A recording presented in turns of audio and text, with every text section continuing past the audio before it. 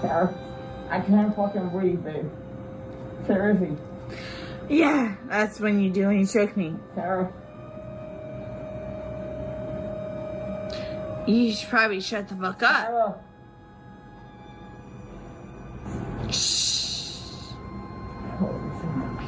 Those are the chilling words of 42-year-old Jorge Torres Jr. as he pleaded from inside a zipped suitcase. But instead of helping him, the woman holding the camera continued recording. That woman was his girlfriend, Sarah Boone. Within hours, she would tell investigators that Jorge climbed into the suitcase during a harmless game of hide-and-seek, and that everything that happened afterward was simply a tragic accident. But when detectives searched Sarah's cell phone, they uncovered videos that painted a very different picture. What began as a bizarre death investigation would soon become one of Florida's most disturbing murder cases, raising one haunting question.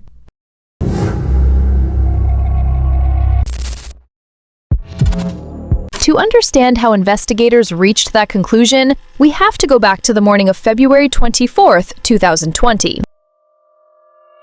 Just after noon, Orange County deputies were dispatched to a home on France Lane in Winter Park, Florida, after a frantic 911 call reported that 42-year-old Jorge Torres Jr. had been found unresponsive inside a suitcase. Sarah Boone told the dispatcher she had just discovered her boyfriend wasn't breathing. Before making the call, she had contacted her ex-husband, who came to the house and urged her to notify emergency services immediately. When deputies arrived, they found Jorge's body near the front entrance of the home. The large blue suitcase was still inside, and Sarah appeared emotional as she began explaining what she claimed had happened the night before. According to Sarah, the couple had spent the evening drinking wine together before deciding to play a game of hide-and-seek. During the game, Jorge climbed into the suitcase as a joke. Sarah said she zipped it shut, believing he could easily get himself back out. She claimed they were both laughing, and after some time she went upstairs, fell asleep, and completely forgot he was still trapped inside. It was an explanation that sounded unusual, but at first detectives allowed her to tell the story from beginning to end. They had no idea that the most important witness in the case wasn't standing in front of them. It was sitting inside Sarah Boone's cell phone. What's going on? Who is he to you? Boyfriend? Yes, for like 3.5 years. What happened? He and we drank last night. Can you pass this to the around to the SD guys? Stop. They need to sign that for sure. They're with me, so they're not. Oh, they're not leaving. Okay. I think I'll walk around. No. Each of them has to, because this might be a real scene. So each of them has to put their name. Normally in I just put everybody. Yeah, you call it working. What's going on? I just got here, so fill me in. No problem. Like, Yeah, he and I were putting a puzzle together. We've been doing some artwork together. You are putting a puzzle together? Yes, we have a puzzle that we started in there. Okay. We've been doing art, trying to take the stuff off the wall to make new art put up there, like having a good time with one another. But we're drinking. We had a bottle of wine last night. Okay. Wow. So then it's like, we decided to play hide and seek, right? Okay. So he gets in the suitcase, okay? Who is this guy? That's my ex-husband, my former husband. How did he live here with you guys? No, I called him over here. Okay. I didn't know what to do. Okay. I didn't know what to do. Okay. So then he came over here.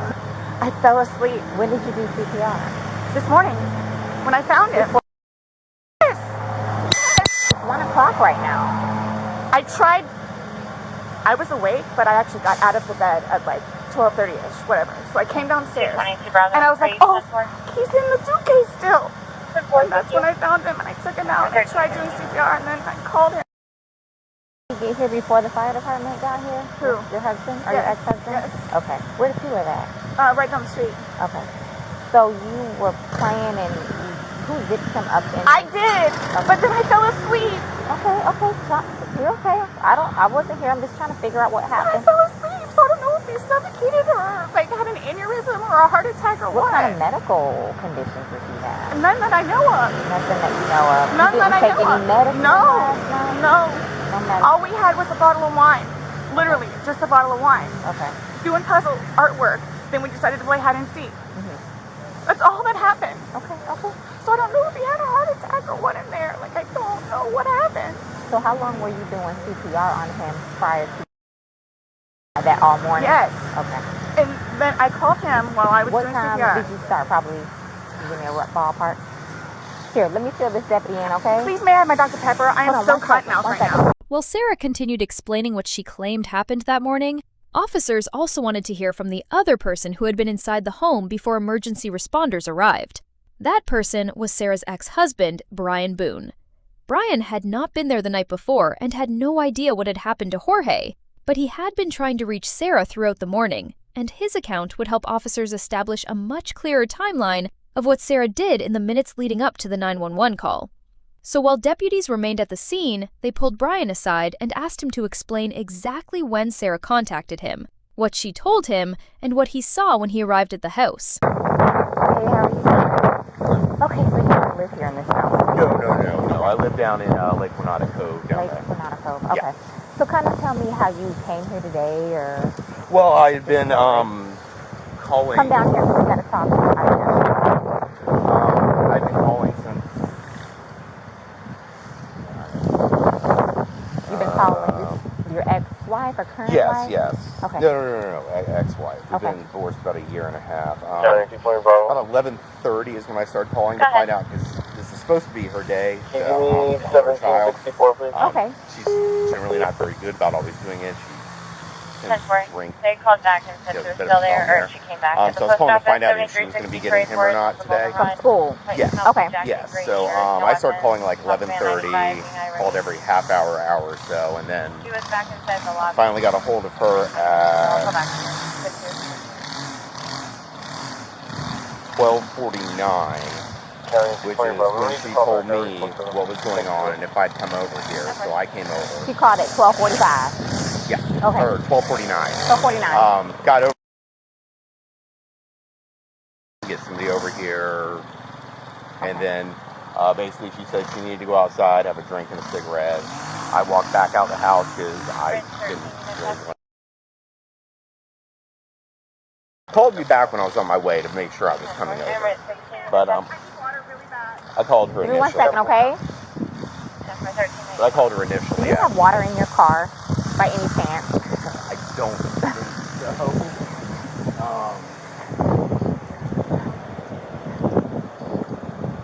Nothing? No, Okay. No, I don't. Okay, so she called, you get over here.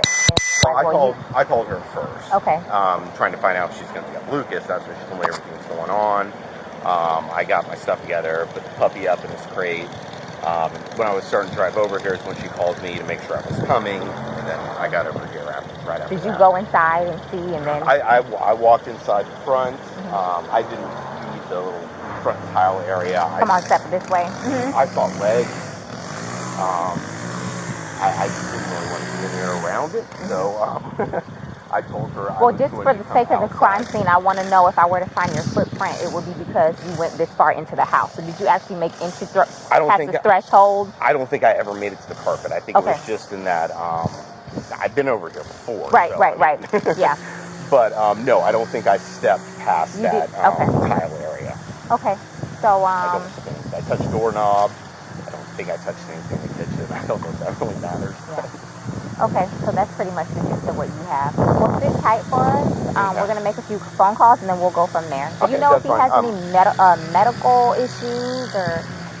I don't. Okay, but you've met him before? I've met him before, yes. Okay. Yes, they've got a whole fun history. Oh, really? Oh, you guys have called over here quite a few times. For the two of them? Yeah, he's been arrested like I think 5 times for against her, so. Really? Okay, I'm not familiar with. So, I haven't been here personally. So they have he's currently on parole because of it. So because of domestic violence with her. Yes. Oh, okay. Yes. From last time he got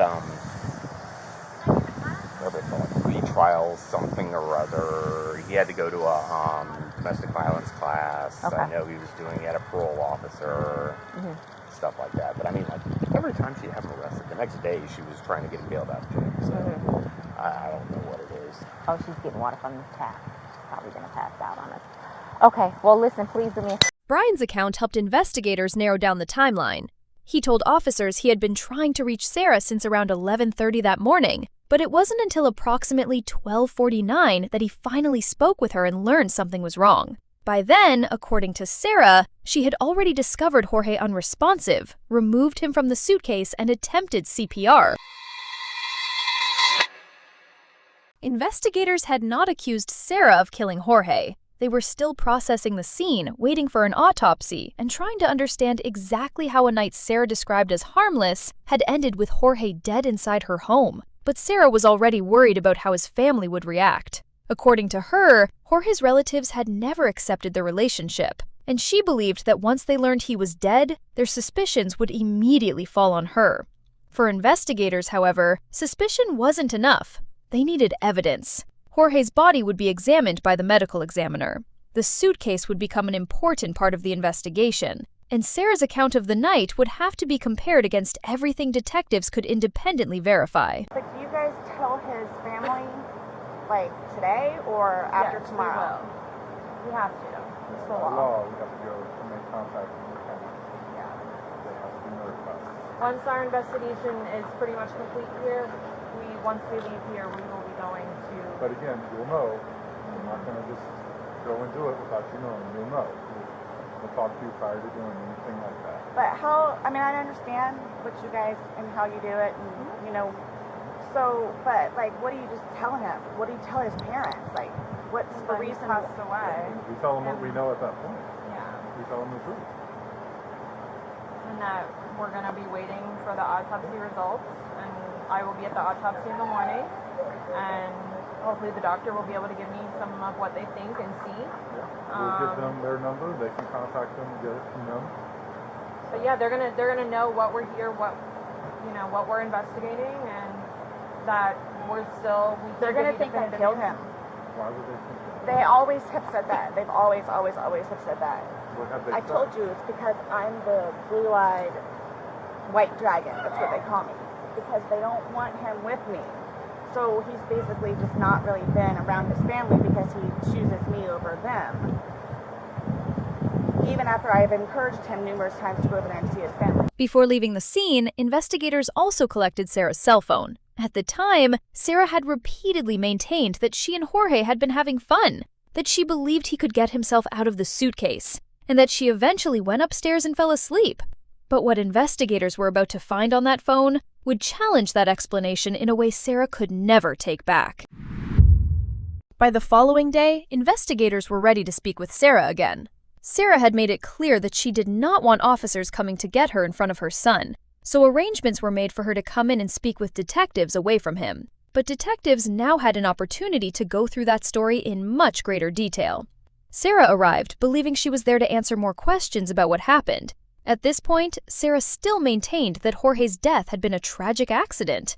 She had already explained the wine, the game of hide-and-seek, the suitcase, and her claim that she eventually went upstairs and fell asleep. And once the interview began, detectives allowed her to talk. They asked about her relationship with Jorge, what the two had been doing that night, and exactly how a grown man had ended up zipped inside a suitcase. For Sarah, it was another opportunity to explain why Jorge's death had been nothing more than a terrible accident. For investigators, it was an opportunity to see whether that explanation would hold up once they started comparing Sarah's words to the evidence. This morning we went to his autopsy, and we were informed of some injuries that he has by the doctor. So so he's got scratch marks to his back. I know what that's from. Okay. And it's called a contusion. Do you know what a contusion is? So like basically you're getting hit and then you get a mark from it. You'll get bruising. Like someone hit you or something like that. It's called a contusion. So he had some injuries to his left shoulder. He had a cut near his lip. We could see his mouth was a little I haven't laid a hand on him. Okay. He fell off my son's bike. Okay. So I don't know, and he's notorious for running into the wall or the hall tree. So Okay. What about the scratches? Because there's also sex. Yes. Okay. Because there's also like a scratch on the back of his neck, but it's going straight across. Sarah continued to insist that she and Jorge had not been involved in a physical confrontation that night. But detectives were now looking at injuries on Jorge's body that Sarah couldn't fully explain. And as the interview continued, the questions were about to become much more difficult. I have no idea what that's from. And they're all recent, like they occurred recently. It wasn't something that occurred post or that occurred a week ago or 2 days ago, 3 days ago. They definitely occurred, you know, the night leading up to when he was... In all honesty, we have not gotten into it. Okay. That's why, like, the only thing I thought you guys were going to ask me about, which I was going to be honest with you anyway, are the scratch marks on his back. Mm-hmm. Everything else, I have no idea what it is. And that's why I'm thoroughly confused, because we had a good time sitting on the back porch, having wine, and smoking a couple of cigarettes, and then decided to go inside and literally paint, do puzzles, and play, and listen to music. That's why nobody got out of sorts. This is what's mind-blowing to me. Like, I have no clue. Nobody laid a hand on anybody. He also had, like on the left side of his forehead, he had basically bruising, and on like his head and skull. I have no idea. As if something hit him. I considered have not touched him. Trauma. I have not touched him. I have not touched him. Then how would he get those injuries? Tell me and we'll both know. I have not touched him. Yesterday, when we took photographs of your overall body, and they did the buccal swabs, did they go under your fingernails? No. Okay. Are you willing to let us absolutely swab underneath your fingernails? Go for it. Like, we've been good. I don't know if, like, it's since the last time he got out of jail. Like, we've been good, and he's been having his classes and seeing his probation officer, who's amazing. So... What do you mean by good? What's your definition of good? The probation officer? No, you said you guys have been good. What's your definition? I've been good. I don't think you all understand. He comes at me all the time. He comes at me. So it's either I flee or try to go upstairs and go to sleep. That's usually what it is. And I don't know if you talk to Brian about any of that, but most of the time when I flee, I go over there. So...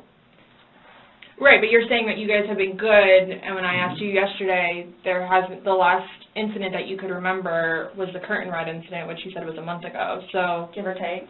Right. So what do you mean by he comes after you? Like, he gets belligerently drunk, but I don't want to drink.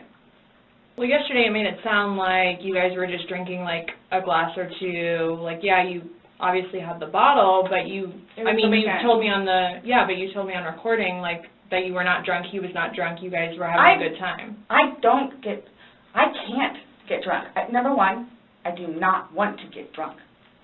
I don't like being non-complimentous, having my wits about myself. I don't like feeling out of control. So... I'm just saying, you're making it sound like he's a raging alcoholic today, and yesterday I was kind of asking you those questions, and you're like a little defensive, like, no, we're not alcoholics. I'm not. We are not, you know. But you guys were both sober on Sunday, to your knowledge, because when I said you went and passed out, you were like, no, I didn't pass out, I just fell asleep. So now it's kind of like, what is it? Were you guys drinking and it got out of hand? And no. It got physical? No. Or is it... Sunday was one of the better days that we have had in quite some time. Well, let's talk about Sunday. What was Sunday? How were you, like, how many glasses of wine did you have? How many glasses of wine did he have? The bottle was gone. I mean, I don't know if you poured any out. Yes. No, that was from previous. You said that there was a half bottle left over. Yeah, about this much. And then that you had went. So... Where were you guys at on drunkenness, not drunkenness on Sunday? You told us you weren't drunk. No, I was not drunk. Right. I was not drunk. So with him, I don't know. I know when it's like, oh, okay, man, where I have told him, slow down. It's starting to catch up with you. Slow down. Slow down.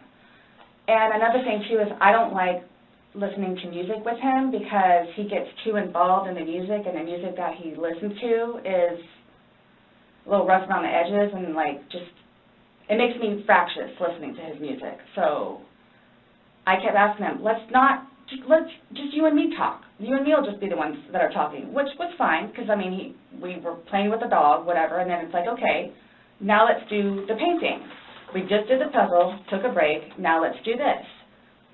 Sure enough, sat down, we're sitting in there talking, laughing, talking about new movies, we're watching movie trailers while we're doing painting and all that other stuff. So it's still background noise to him, because I think... You said it was a good day, like, you guys didn't have any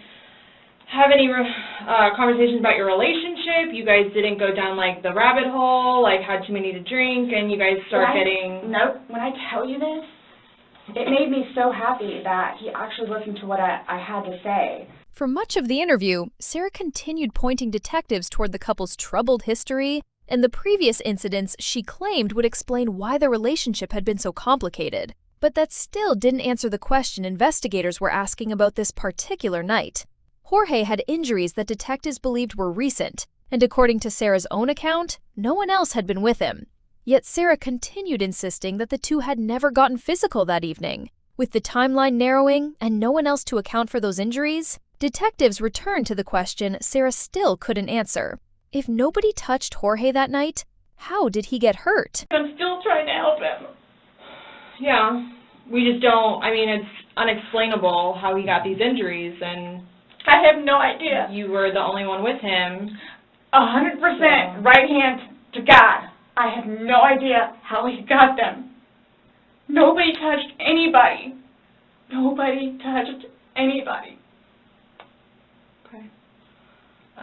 You had mentioned that you would take photos, videos, just kind of like a proof and just in general. Yeah, I started documenting at one point, but that was way before, I think, the last time that he got arrested, where he was flying off the deep end. Okay.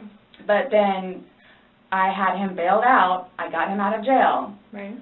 But because he had violated the pretrial diversion. With Sarah still unable to explain Jorge's injuries, detectives turned their attention back to the timeline.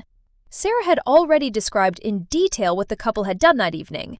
But when it came to exactly when Jorge entered the suitcase, how long he remained inside, and when Sarah eventually went upstairs, there were still significant gaps.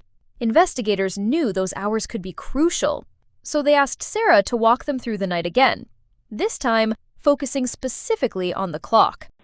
Since talking yesterday, do you remember any like timelines better, like what time you guys were playing, what time he was zipped up in the luggage, what time you went upstairs? We started because we cleaned the house a little bit, did some laundry.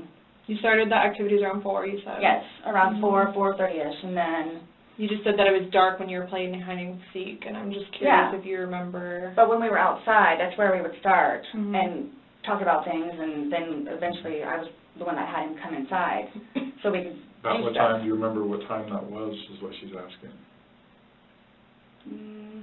And you said you went up to bed around midnight, fell asleep around 12:30ish, but those are the only times I have. So I have 4 and I have midnight, so there's a big gap. So I'm just curious, like, if you recall when you went upstairs to hide in the shower, or... Like when we started to play hide and seek? Yeah. Well, we went inside probably about, if I had to guess, we weren't out there too long, maybe about 6-ish. Then... You're talking about from hanging out outside and like... Okay. Well, we have 2 beach chairs that are out there and just enjoy the weather. Gotcha. Plus it started to get dark and gnats and mosquitoes. Yeah. So, let's go inside. I don't want to be out here anymore. Okay. All right, let's go. So we're doing whatever. We did it for a while because that puzzle, I don't know if they took it or they saw it. Worked on the puzzle again, finished it. Started to paint. Well, started listening to music for a little bit. Started to paint. Can we turn the music off? No problem. Start at the top, paint, whatever. Maybe, gosh, that puzzle, we worked on that for probably a good hour and a half. So 8 o'clock-ish? Is when you went to hide upstairs originally? No, that's when we were like painting. So then it's like, okay, well, I don't want to paint anymore. Let's just, come on. Okay, you want to play hide and seek? What he does is, okay, tag, you're it. So it's like, okay, we know. Okay, take off. That's what we did. and then you went upstairs, and then he didn't come up, and you came down, and the suitcase was there originally because you guys were planning to do donations, so it was already there. Have you guys ever played you said you played hide and seek like probably 3 times in your relationship? Mm-hmm. When you have played, have you ever zipped him up in a suitcase prior? No. Okay. So it was just kind of like that prop was there, and it was there, yes. and it was in play because... Why do you say it like that, though? I would never do that. You would never zip them up in a suitcase? Well, I mean, we were playing. No, I know, that but time, I'm saying, I'm talking about hide and seek, which is a game, so... The suitcase originally is in our closet, buried all the way to the back. If you, I know the CSI people saw our closet. Our closet needs to be cleaned out really bad. My son's clothes need to be cleaned out really bad because they don't fit him anymore, and I'm tired of looking at them. After going over the timeline again, detectives changed direction. Earlier, Sarah had encouraged them to look through her phone, believing the photos and videos stored there would document some of the problems she claimed existed in her relationship with Jorge. But investigators had found something else. And before revealing exactly what they had discovered, they wanted to know 2 things. Did Sarah remember recording anything that night? And who else could have accessed her phone? Okay, so do you remember making any videos or maybe having any any photos, videos that you remember doing on your phone on Sunday? No. No? I think I took a picture of a dog. Okay. But your phone is password protected, you have the password, he has the facial recognition, so it's not like someone else could be on your phone. No, I have both. But you have the face and the password? Yes. Yeah, but he only has the face, correct? No. To be able to get onto your phone, you told me that he looks at the phone. Oh, I misunderstood. I thought you were asking if I did. Yes, it's me. Okay. Does he have access to your phone? Because you said it's a shared phone. Okay, how does he have access? Sarah, can I borrow your phone? Yeah, it's right there on the kitchen counter. Okay, but how does he get into it because it's password protected? He'll come and get it to me and I'll just do the face thing. Where sometimes too, like look, he'll joke with me and say, okay, I need to borrow your phone. And he'll hold it while I'm cooking or doing something, do the facial recognition. Okay, so he doesn't know the password and he doesn't have the facial recognition. No. But he is the only other person that would use your phone, I'm assuming, other than... Well, Lucas. Right. But Lucas wasn't there Sunday. Right. So, to your recollection, no videos on Sunday? Not that I'm aware of. Okay. I mean, I maybe took a picture of them, the 2 of Tess and... The dogs. And George and them dancing, but I mean, it's just Tess. Mm-hmm. Okay. So I have something that I want to show you that we found, and it was from your phone. Mm-hmm. And just like that, the story Sarah had spent much of the interview describing began to unravel. Minutes earlier, Sarah told detectives she couldn't remember recording any videos that night. She believed she may have taken a picture of a dog. But now, sitting in front of investigators, Sarah was listening to her own voice coming from a recording stored on her cell phone. Jorge was still inside the suitcase, and Sarah was standing on the other side of it. This wasn't simply evidence that Sarah remembered Jorge was trapped inside. The recording captured an interaction Sarah had never mentioned when explaining what happened, and detectives weren't relying on someone else's version of events. Sarah had recorded it herself. But the video wasn't over, and what Jorge would say next would directly challenge one of the most important parts of Sarah's story. Is it long? Because I don't know how much I can take. No. I don't know how much I can take. I don't know how to find her.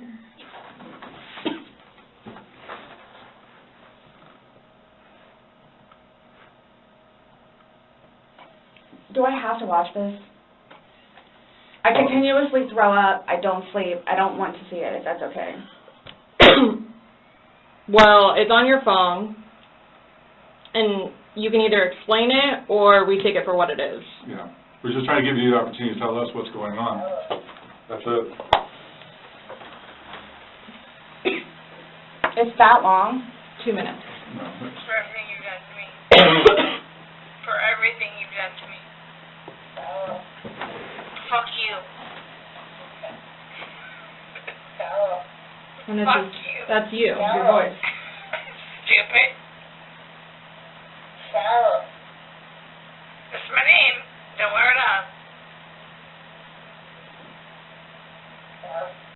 Sarah had previously described the night as a game that ended with her eventually going upstairs and falling asleep, believing Jorge could get himself out. But the videos showed the suitcase in 2 different positions, and when detectives asked Sarah how that happened, she admitted that she had flipped it herself. That meant there had been another interaction with the suitcase while Jorge was still trapped inside. And according to the timestamps investigators were examining, the 2 recordings were separated by approximately 11 minutes. Sarah was no longer being asked to explain what she remembered. She was being asked to explain what her own recording showed. I'm saying that he can't breathe, and you're saying fuck So you. this is upside down. So in order for him to have gotten into it, It was flipped up.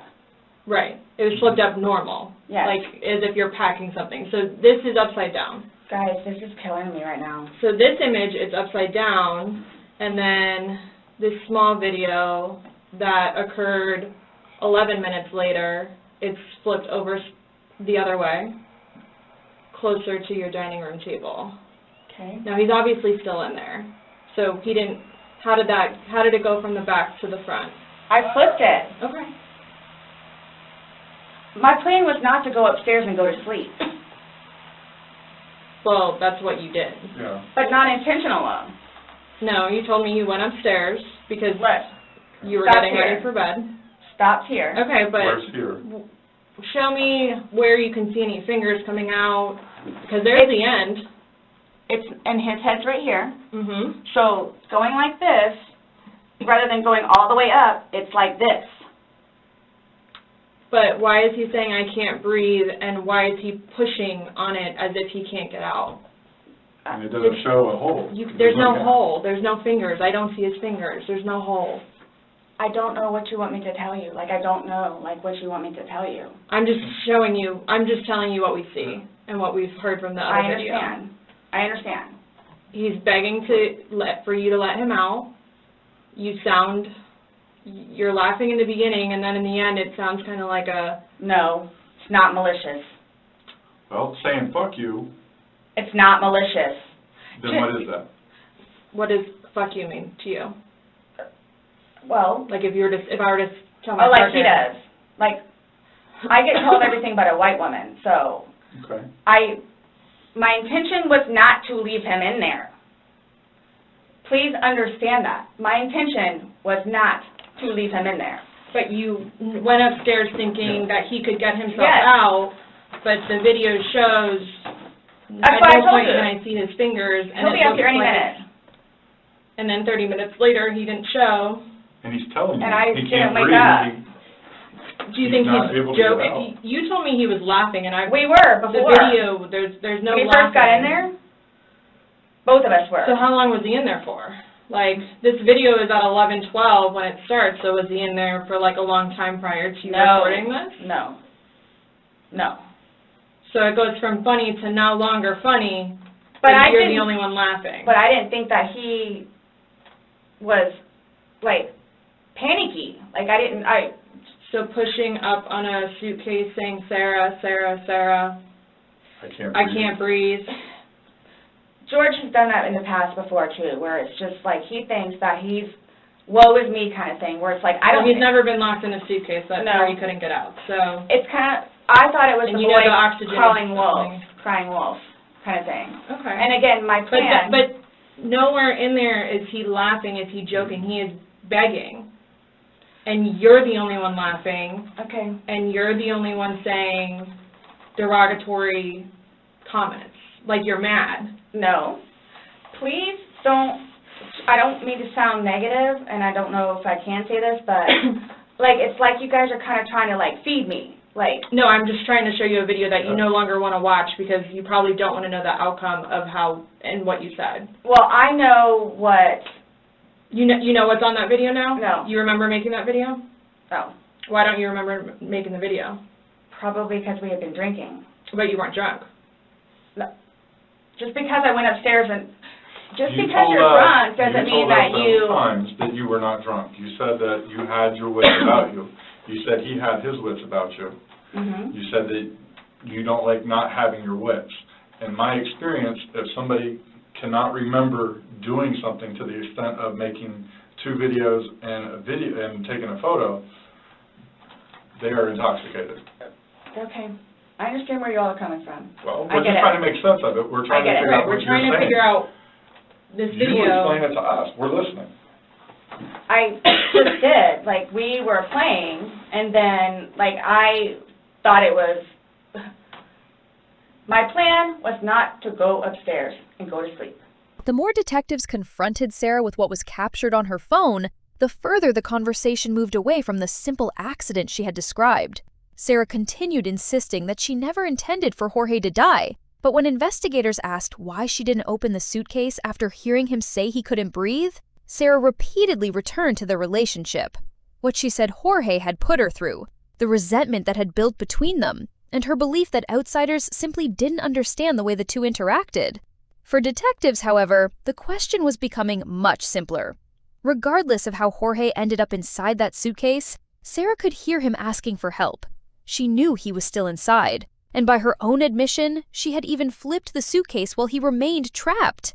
Now, investigators wanted to understand why, after all of that, she still didn't let him out. I thought he was okay. Like, I didn't... He's telling you he's not. He's telling you, Sarah, I can't breathe.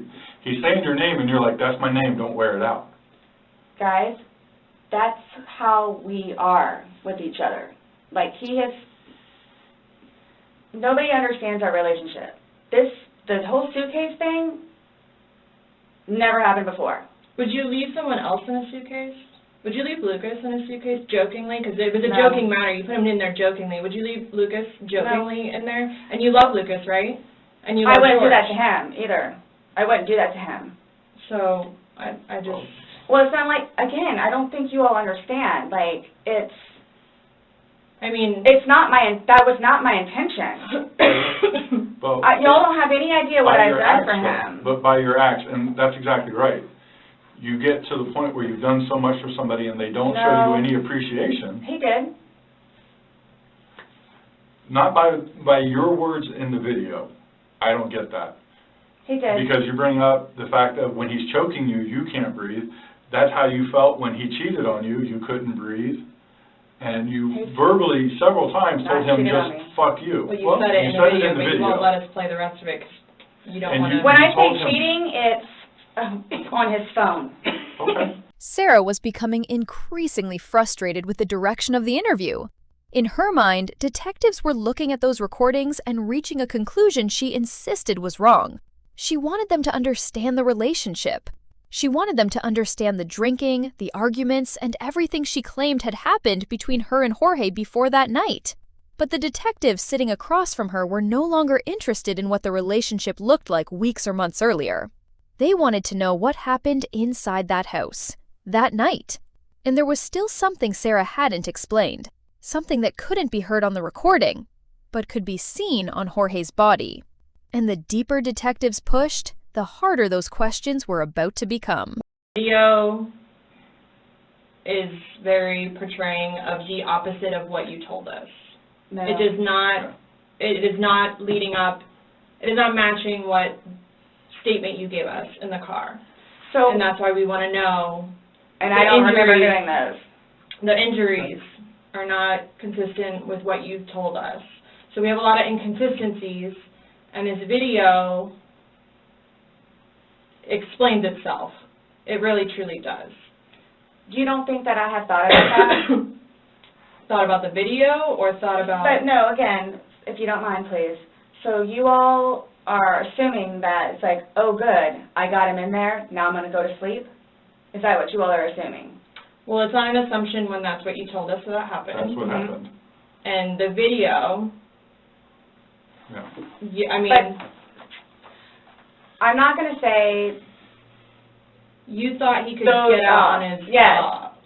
But the video shows that he cannot get out on his own. But when I unzipped it with one finger. From the outside. But it had the hole in it.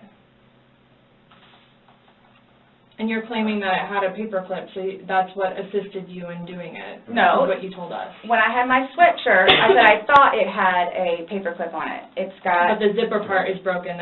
Yes, which is why we were going to send it. Yeah. I just... You were able to unzip it from the outside very easily, because that's the way they're designed. But you could on the inside, too.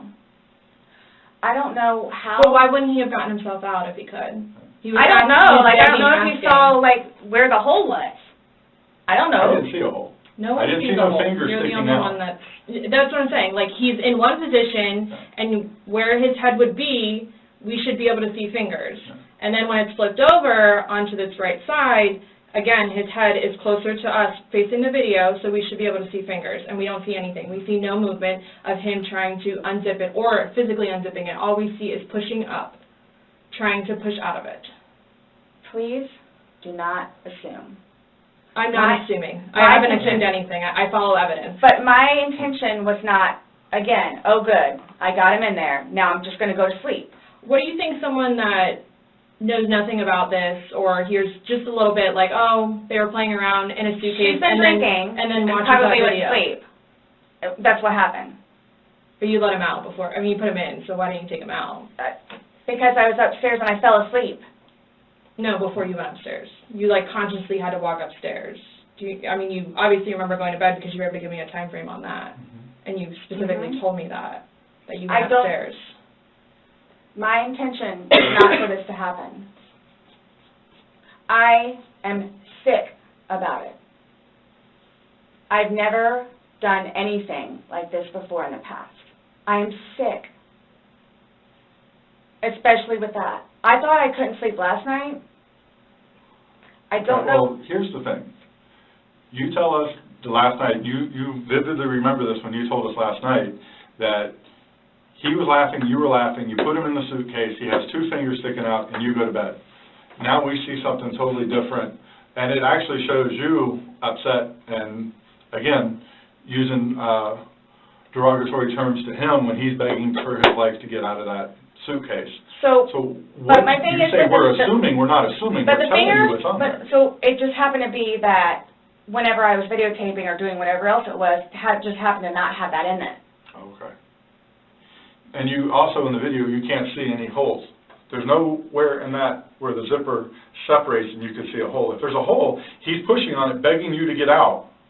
We should probably see that hole that He you're eventually talking would have about. been able to get out. Yeah.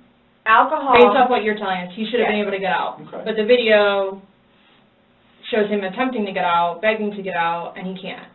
So that's just what we're trying to figure out. I don't know if maybe you had too much to drink, you zipped it up all the way, and then, you know... I did not zip it up all the way. Okay, well... I did not zip it up all the way. This is horrific, okay? Horrific. It is terrible. Yeah, so they horrific. I don't think I'll ever be right because of this. Ever be right. Dealing with everything else that I have in my life, personally. And then this, whom I loved, it was not intentional. I will put my hand on the Bible. It was not intentional. I would not do that to him nor anyone else. But you did. Not intentional. You intentionally went up to bed. I didn't intentionally go to bed because I'm thinking, okay, good, he can get out. How did you not intentionally go to bed? You said you went upstairs and got into bed. That's intentionally going to bed. Waiting for him. And he doesn't come, but you don't go down to check on him. So I happen to go to sleep. When I say go to sleep, and what do you normally do when you go to bed? Do. What do you normally do when you go to bed? What do you mean? What is a bed for? Going to sleep. Right. So you go to bed to do what? But obviously you can tell too that, like, I've been drinking drinking also. You go to bed to do what? Okay. You kept telling us, hey, I wasn't intoxicated. I wasn't this. I wasn't that. Being drunk and intoxicated, which, yes, you can tell that I had been drinking, but... Okay. So if you weren't intoxicated, then why would you ever leave somebody in a suitcase that's begging to get out, that's telling you they can't breathe? If I hadn't been drinking, you still think it would be the same thing? Where it's like, hop in, I'm going to go to sleep. Is that what you all are trying to do? To portray me as? We're not trying to do anything. I'm simply asking you to explain to me what happened. Everything was fine and dandy. I wouldn't call it fine and dandy. Was fine and dandy. Explain you all don't, okay, for me to tell you this, again, Mind you, I've been without him for a day now. Mm-hmm. For Sarah, there was an important difference between leaving Jorge inside that suitcase and intending for him to die. She insisted those were not the same thing. And no matter how many different ways detectives questioned her, she continued returning to that distinction. What had started as Sarah coming in to answer a few more questions was now something very different. Detectives had heard her explanation. They had watched the videos. And now, they had to decide what those final hours meant. I didn't mean to leave him there. That's what I'm trying to tell you. You got up and walked away. How is that not intentionally leaving him there? Because I'm looking at the hole, knowing that it's there. He'll get out no problem. Because you don't. And then he doesn't, but you don't go check on him.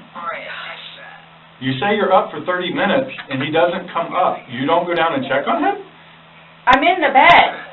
You even move. And off. You admit to moving the suitcase, like, over. So you roll it. You roll it out. Like, it's not like... I didn't want him to be like that. Don't...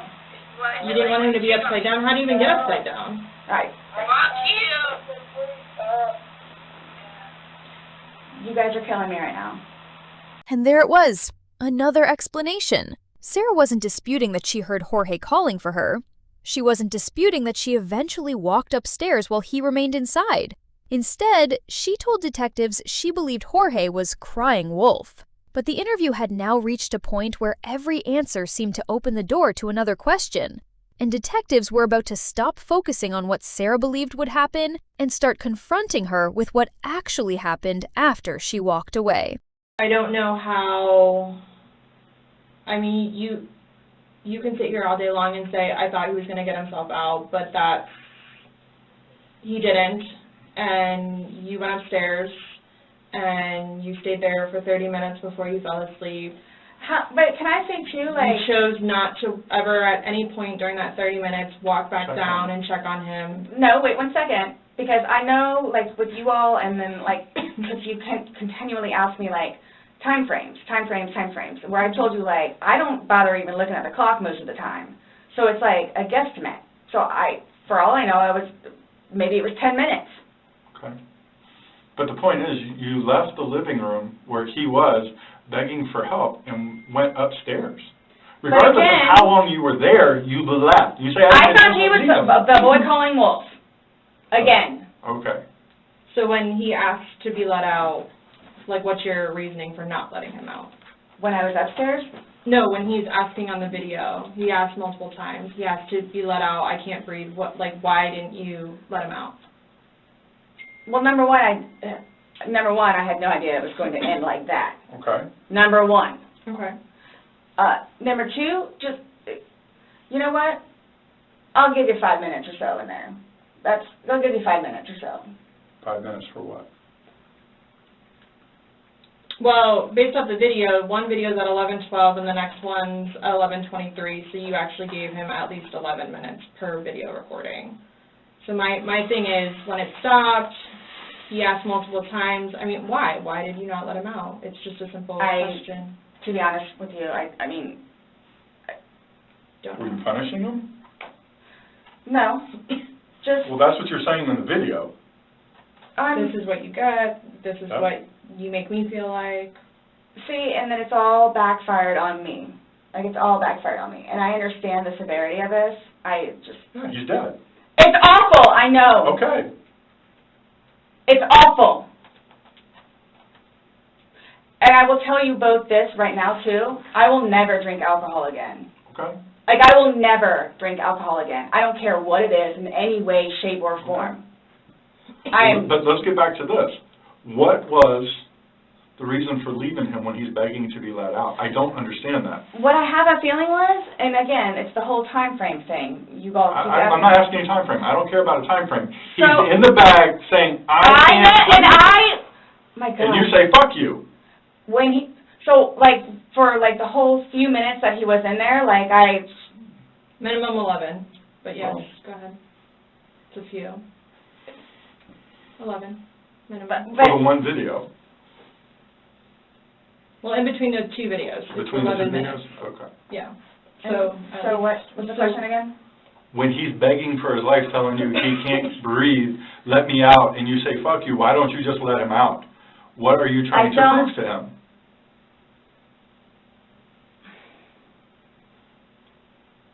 There was obviously something in your head that you were thinking of when he was asking to be let out, and you're like, no, again, it's the boy calling wolf. Okay, but where does this game end? You say this is a game, you got somebody in Obviously, there. like the wrong way. So what was your intention for leaving him in there? And it's not fair. It is not fair. You guys are trying to, again, oh, he's in there. Night, night. That's what happened. No. That's absolutely what happened. Intentionally. How's it not? You got up off the couch, walked up a flight of stairs, and got in your bed. Thinking he was going to get out. And he didn't, and you still didn't go down and check And it's on the whole 30-minute thing that you guys are trying to do, about whatever. It's like, for all I know, it's 10 minutes. He's begging for his life, telling you he can't breathe. I don't know what you want me to tell you. Like, I don't. I didn't intentionally mean for this to happen. It's not cool. Like, this is not cool. It's not cool. That it's... He's dead. It's but not you cool. think that I did that intentionally. You think that I did that intentionally. You intentionally left him in there and left the room. You went upstairs to a different room. You intentionally did that? You did. Yes. Because I'm thinking he's going to get out. Okay, and he didn't? Obviously not. When somebody's begging, saying, I but can't when you breathe. say that, though, but you have to, y'all Please let me out. I can't breathe. don't know George, though. Like, again, I thought it was the boy crying wolf. So it's just like, what? Oh, so if your son was in there and said, I can't breathe, are you going to open it, or is he 9, so he's not, Really? It's not a big deal. I'm just valid question. Oh, you said you would never put your son in a suitcase. You would only put George in there. No, George got in a suitcase. And you zipped it up. Not all the way and not intentionally to leave him there. But that's what happened.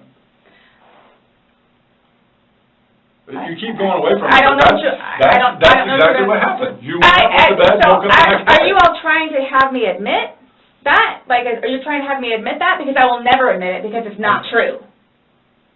It's not true. I'm basically stating as a fact because that's what happened. Okay. You videotaped him asking to be let out. You go upstairs. So what, guys?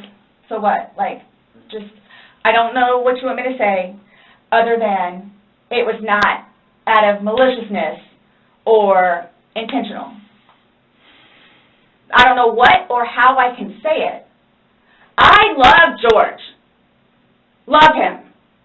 To this day, still. Love him. Love makes you do crazy things. It's not one of those things where it's like, oh gosh, you know what, I've done enough for you at this point. I never gave up on him. Okay. Why I'm here today, I'm still not giving up on him. I would do anything for him. Well, you gave up checking up on him. So. Wouldn't let him out of a suitcase. Oh gosh. Okay. Y'all don't know me. You don't know me. Nope. Would do something like that, especially having a 9-year-old son. I don't know. Like, why? 9-year-old son would be. Like, why are you so like caught on what we think? Yeah. When because you should be more concerned about what you've told us. It's because like you guys are like trying the things that the video shows that are opposite of what you told us, and then what you've now like told what us is opposite? Today. Well, you said that it was funny, and you're the only one laughing. We were playing before that. Okay. But then it stops. Yeah. It obviously stops being fun.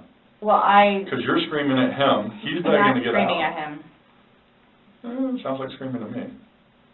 Are you still going to allow us to do your fingernails? Go for it. Go for it? Okay, cool. All right, I'm going to get that set up.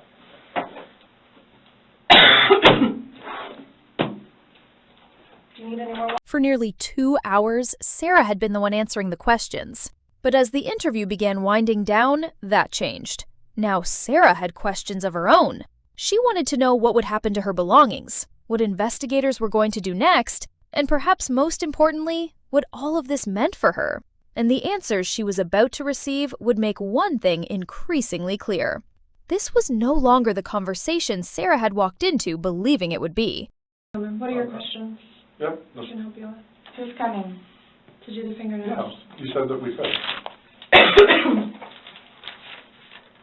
And you don't have to allow us to do it, just so you know, so don't think that it's... I don't have a problem. Okay. Just make sure. So, am I getting my phone back? No. Not today.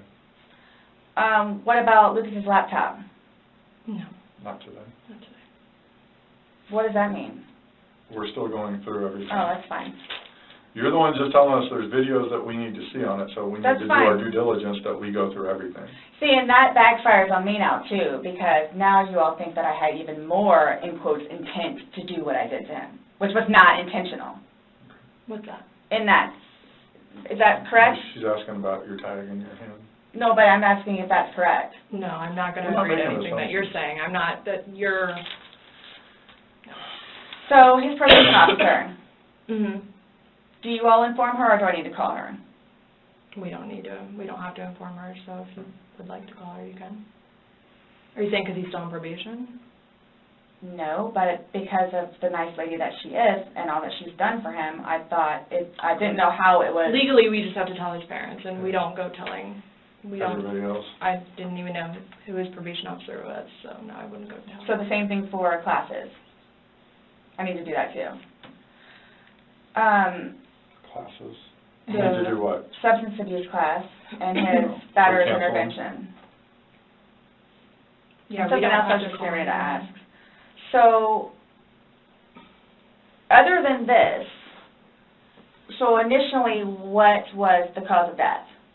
She is still pending because she wants to hold the body for an additional day to see if more of those bruises turn into something bigger.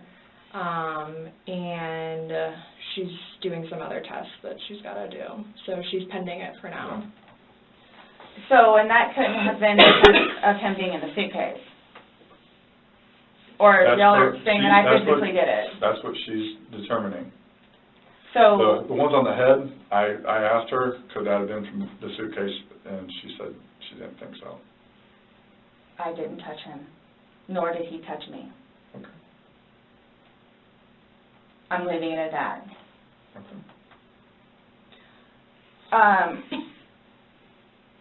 So I don't know if you all know how to do this, because so that's what I was going to get ready to ask you. So are you all updating his parents today, or when you get the final whatevers? What does it matter? Why? What we tell his parents? What do you mean? Because we're gonna talk with them. Yeah. Okay, I have to. But it's going to come down to me. What do you mean? Like, so it's being put on me. Who said that? But I'm not. So what is it you would tell them? We're gonna give them an update, just like we gave you an update on their autopsy. Okay, so it's whatever bruise, Here's the thing. Whatever on the head. We had to deliver news to them last night that their son was dead. There's not a whole lot of conversation that goes on after that. It's not a very easy thing to do. Was it yesterday or Sunday? Sunday. Today's Tuesday, right? Did we not meet you yesterday? We met you yesterday. Yeah. I'm just asking. Right? Did we not meet yesterday? It's a valid question. Really? Yes, on Monday. Okay. Got it. Perfect. So I don't know if I asked you guys or how I find this out other than talking to his parents, which is not going to happen. Yeah, probably a terrible idea. How do you guys suggest me finding out about funeral? Yeah. That's not even something that's been probably talked about between the family. That's not something we ask. We have no way of... I didn't know, that's why I'm asking. Yeah. So... It's going to be up to them to make their arrangements of what they want to do. Like she just told you this quick, just being told last night, I'll pretty much be willing to wager that they have not even considered what they're going to do. His body can't even be released, No. so... I've been there with parents, grandparents, aunt and uncles. So, I don't know if I have the right to or not, but like I was going to call his former employees whom he really cared for and let them know. You can call whoever you want. I just don't want to do something that I'm not supposed to. How do I go about getting his wedding ring, engagement ring? It's at the medical examiner's office. It'll come to us eventually, and then It'll be released to the next of kin. Yeah, okay. I bought it for him. Okay. That is a civil issue. It was on his finger, it goes to them, they're the ones that are going to release it. We don't have any say in that. So I won't get that back.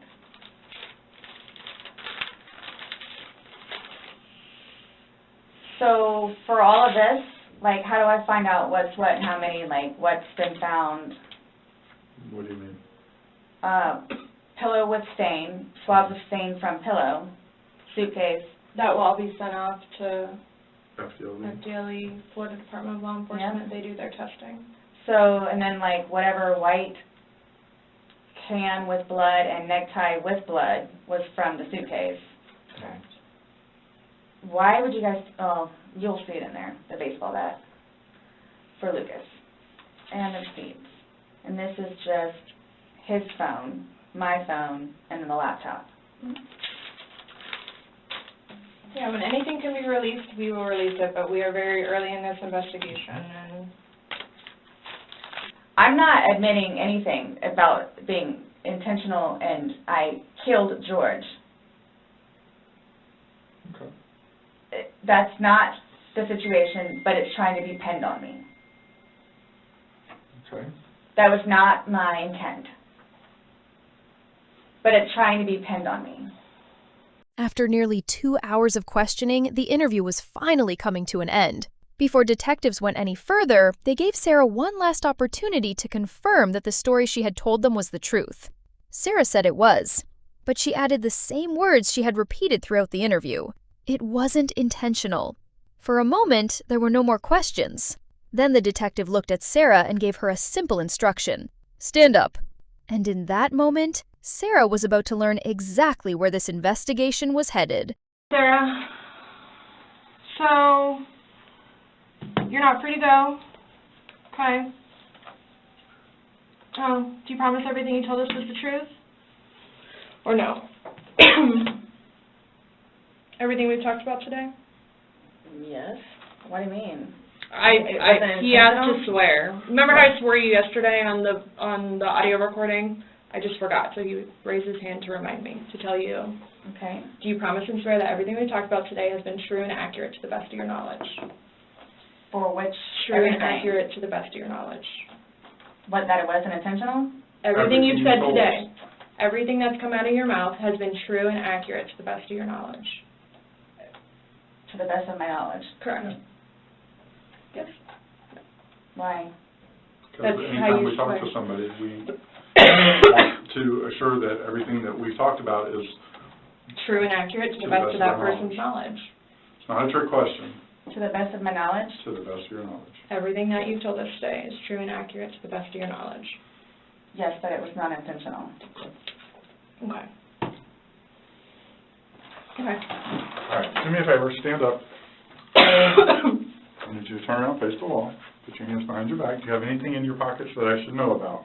No. Okay. Once the fingernail samples had been collected, detectives returned to Sarah for one final question. They wanted to know whether everything she had told them during the interview was true and accurate to the best of her knowledge. Sarah said yes, and once again, she insisted that whatever happened to Jorge had not been intentional. But there would be no more questions. The interview was over. Sarah had walked into that room expecting to explain what she described as a terrible accident. She would not walk back out the same way. Moments later, Sarah Boone was placed under arrest. What began as a bizarre game of hide-and-seek was now a homicide investigation, and Sarah was no longer simply the woman detectives were questioning. She was their suspect.